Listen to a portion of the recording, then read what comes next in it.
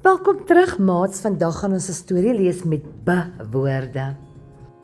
Is jy gereed? Kom ons lees. Bul en bok. Bul en bok ry in die bus. Hulle gaan met 'n bal speel.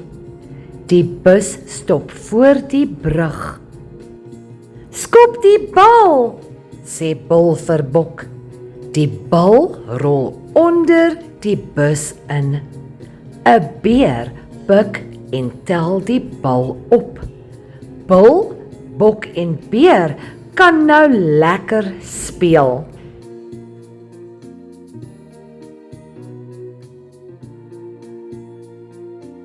Maats, ek gaan nou 'n paar vrae vra en kyk of jy dit kan reg beantwoord. I'm going to ask you a few questions and see if you can answer them. Wat is die titel? What is the title?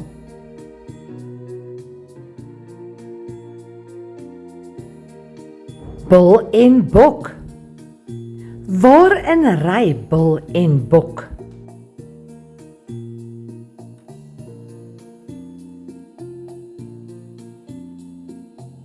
Ja, hulle ry in die bus. Waarmee speel hulle? What do they play with?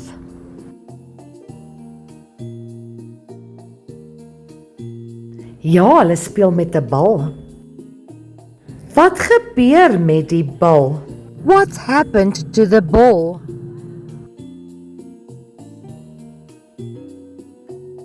Ja, die bal rol onder die bus in. Wie tel die bal op? Who picks up the ball?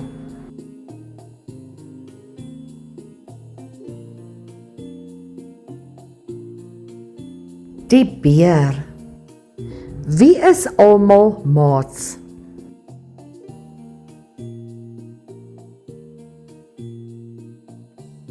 Ja, dit is Bul, Bok en Beer. Baie dankie almal, julle het mooi saamgewerk. Thank you for watching this video. Baie mooi maats, ek is trots op julle. I'm so proud of you. Please don't forget to like, share and subscribe. Until next time, have a very blessed day.